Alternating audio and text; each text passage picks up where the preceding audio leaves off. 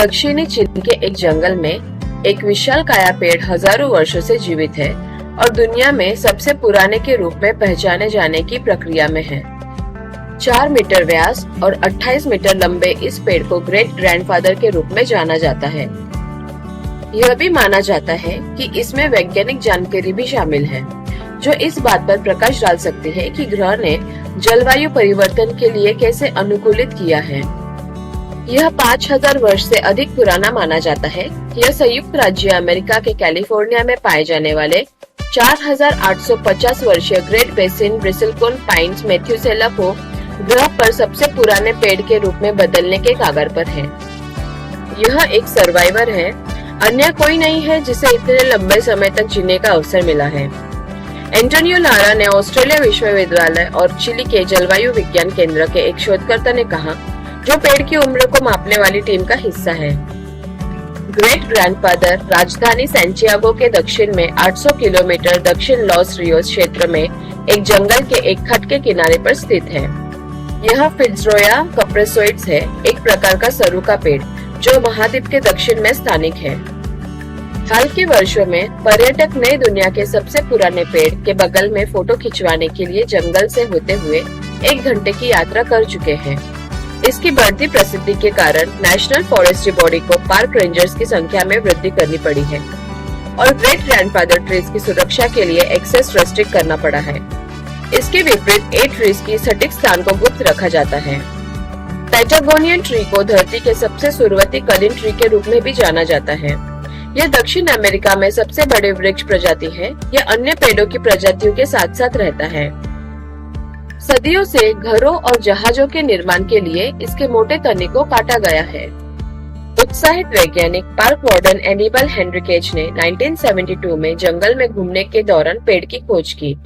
16 साल बाद उसी जंगल में घोड़े की पीठ पर घूमने के समय दिल का दौरा पड़ने से उनकी मृत्यु हो गई। वह नहीं चाहते थे कि लोग और पर्यटक ग्रेट ग्रैंडफादर ट्री को जाने, क्योंकि वह जानते थे कि वह बहुत मूल्यवान था।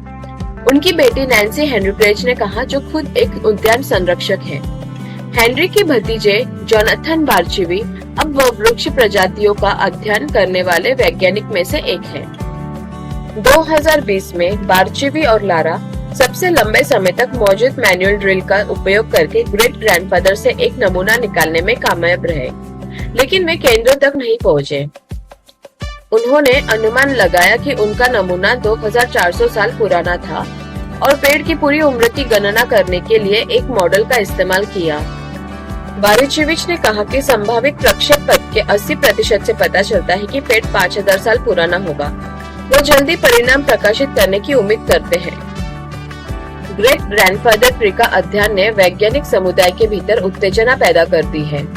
यह रिकॉर्ड बुक में प्रवेश करने की प्रतियोगिता से कहीं अधिक है, क्योंकि ग्रेट ग्रैंडफादर बहुमूल्य जानकारी का एक जरिया है।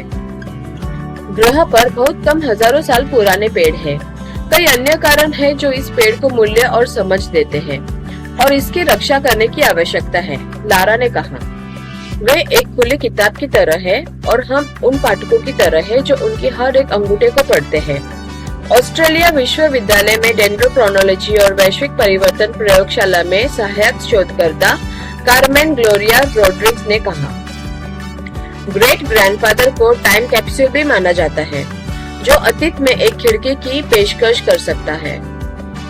यदि ये पेड़ गायब हो जाते हैं, तो यह भी एक महत्वपूर्ण पूंजी गायब हो जाएगी कि ग्रह पर परिवर्तनों के लिए जीवन कैसे अनुकूल होता है, बारिचेविच ने कहा। अंत में इस पेड़ का महत्व न केवल वन्यजीवियों के लिए है, बल्कि इसकी रक्षा और संरक्षण की भी आवश्यकता है। इसका अध्ययन वैज्ञानिकों के बीच उत्साह और उत्प्रेरणा पैदा कर रहा है और इसमें एक वैज्ञानिक संगठन द्वारा टाइम कैप्सूल के रूप में भी माना जाता है, जो भविष्य में पृथ्वी के परिवर्तनों को समझने के लिए मदद कर सकता है। इसलिए यह पेड़ मानव